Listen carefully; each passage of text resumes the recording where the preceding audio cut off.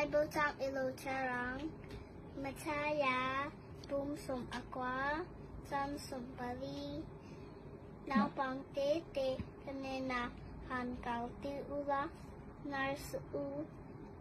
van ram tu hetia mi tata anesi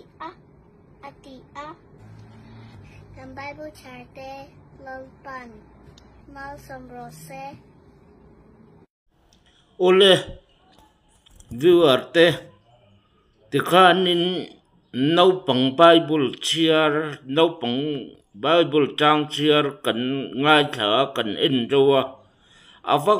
avahan kiu ro tak avahan lom ro tak o nu le paten kan fa te hi kan tun lai khovel chu hetiang hi ani sia kan tun lai khovel bo ruak khisel lo le bo ruak thalo taka hian kan fa kan fanu kan fa pa te kan tu te an ron thang lianin an ron sei lian don sia chuti huna an nun kai khuai tu ata na chuan tun atangan no pang khatiang mi ha Bible trang chiar te kan jertira Bible ngai nat te kan jertira Bible chiar joa lalpan mal somro se ati kha nu le pa ten an jertir dan ani het piang hi zoram nu le pa ten kan chin fo hi atha het yang lam pang te po hi social media jian kan pho chua FB te WhatsApp te Telegram te Instagram te katiang zong apo theina zong atar chua theina zong kan tar chua kan seita tam te po poimo mi kumpui keng to te ma in saruak lai ruak keng kunga antar pe nen pra nen chawa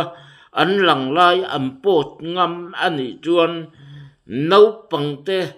hetianga thil jirtir lai hi kan post tama chutianga thil diklo le thalo mizo nam kan mizo kan ni na le Christian kan ni na ti mual pho ti ming che thei tu amma am po chungam chuan enga nge thil chati tu te chu kan po ngam lo anga kan tar ngam lo wang ti hi tin ka comment tu viewer te khir tu mi puiten like lo te min lo like saka min lo share saka min lo comment saka las subscribe lo ten ka channel te min lo subscribe sak thau turin ka ngen tuin ka som tak meu chu khongai ka dil tak meu ni ka dil tak meu chu ani chuan kan comment non tu le chu hetiang zirtir na thatak entir thatak nei hinu le paten kan fa te izirtirang ula ipho lang tamangu kasoi tong kan khovel tong to le top taka jian kan tu kan fa te kan fanu kan fa pa te an ron thang lianin an ron sei lian dona nupui pasal te nein tu le fa te an la ron nei vezel don chung an la ron din vezel don tu na tang hian kan fa te no pang te an ni atangin trong trai dan te Bible trang chiar dan te izirtir de lang hemi nu le pa te hi an en ton tlakin an ngai san hle ani he no pang me che no pang Bible trang chiar lai hing tu nu le pa te hi pathian tri mi tak an ni ti atiang hle an ngai san omin an en ton tlak hle ani ti kha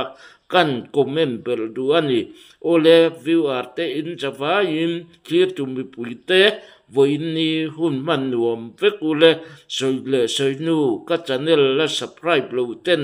khongai takamen lo subscribe sak khau turin in khongai na thin lung le ti tak zet rilu le ti tak zet in karon dil cheu ani